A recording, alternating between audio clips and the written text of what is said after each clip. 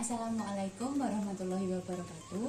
Perkenalkan, saya Dewi Apriliana, salah satu mahasiswi alih jenjang D4 Teknik Elektronika Politeknik Negeri Malang. Pada kesempatan kali ini, saya akan mendemonstrasikan objek yang saya gunakan pada skripsi saya dengan judul Perancangan Alat Pemberi Pakan Ikan Lele Otomatis Sesuai dengan Usia Ikan Berbasis Android. Objek ini terdiri dari dua bagian, yaitu alat dan aplikasi Android yang saya beri nama Kava. Berikut merupakan penjelasan dari bagian Kava. Alat terdiri dari tiga bagian. Yang pertama, tempat penampungan atau silo. Yang kedua adalah tempat penimbangan. Kemudian yang ketiga adalah box komponen. Untuk tempat penampungan, terdapat sensor ultrasonik yang digunakan untuk mendeteksi keadaan pakan yang tertampung. Dan juga ada servo untuk membuka jalan keluar dari tandon atau silo. Kemudian untuk tempat penimbangan terdapat motor servo yang digunakan untuk membuka jalan keluar pakan, ada motor DC blower yang digunakan untuk mendorong pakan, ada sensor load cell yang digunakan untuk menimbang. Pada box komponen terdapat LCD 16x2, terdapat button reset, ada indikator baterai, lubang charger baterai, dan juga ada saklar.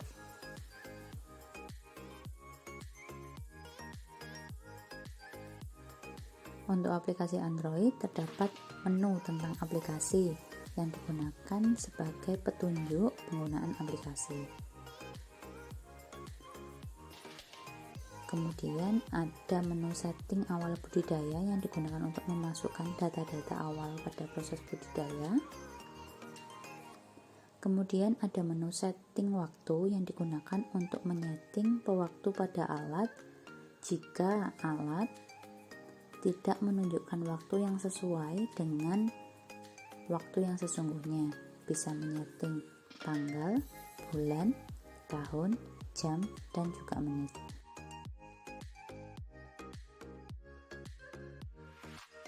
Alat ini diaktifkan dengan cara menekan tombol saklar yang terdapat pada box komponen.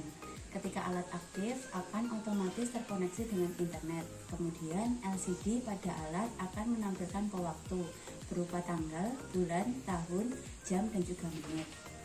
Pewaktu pada alat ini saya menggunakan komponen RTC 1307 yang memanfaatkan pin square untuk membangkitkan sinyal kotak 1 bus sebagai interupsi eksternal.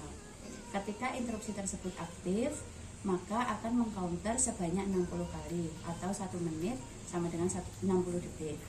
Ketika counter tersebut terpenuhi, maka akan melakukan update data dan juga melakukan pengecekan sebuah variabel penanda. Ketika waktu yang ditunjukkan sama dengan jadwal pagi, maka variabel ini tersimpan dengan kondisi pagi. Ketika waktu yang ditunjukkan sama dengan jadwal sore, maka variabel ini tersimpan dengan kondisi sore. Jika tidak keduanya, maka variabel ini akan tersimpan dengan kondisi non. Ketika waktu yang ditunjukkan pada alat tidak sesuai dengan waktu yang sesungguhnya, dapat dilakukan setting waktu melalui aplikasi Android pada menu setting waktu.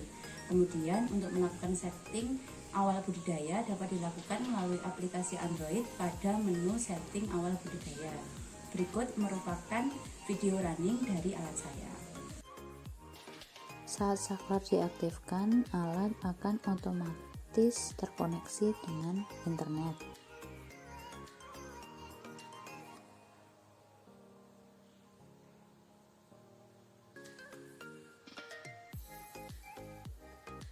Kemudian akan menunjukkan waktu. Jika tidak sesuai, maka disetting. Pada percobaan ini disetting jam, menunjukkan jam 7 dan menit jam 58. Kemudian dilakukan setting awal budidaya. Tanggal awal budidaya diasumsikan pada tanggal 30 Oktober. Untuk jadwal pagi diasumsikan jam 7:59. Untuk jadwal sore diasumsikan jam 8:01.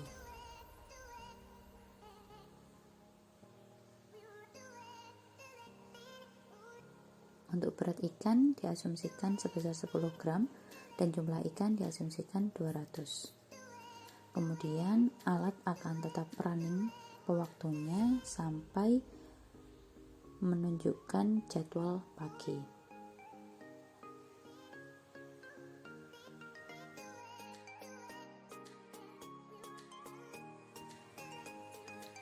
Saat alat telah menunjukkan sesuai dengan jadwal pagi, akan menghitung takaran pakan yang dibutuhkan. Kemudian servo 1 akan membuka jalan keluar pakan dan load cell akan menimbang. Kemudian setelah sampai dengan set point, alat akan mengeluarkan pakan sesuai dengan dorongan dari motor DC. Jika tempat penimbangan terdeteksi kosong, maka motor akan mati dan servo 2 akan menutup jalan keluar pada tempat penimbangan. Kemudian alat akan berlanjut looping pewaktu untuk melanjutkan proses selanjutnya.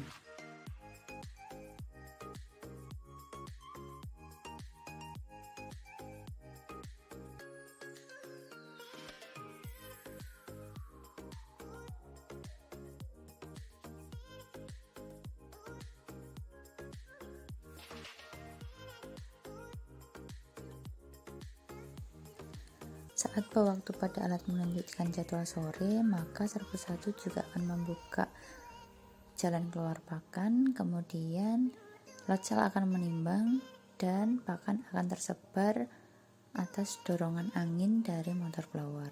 Ketika tempat penimbangan terdeteksi kosong, maka motor akan mati dan servo 2 akan menutup kembali. Sekian penjelasan dari saya.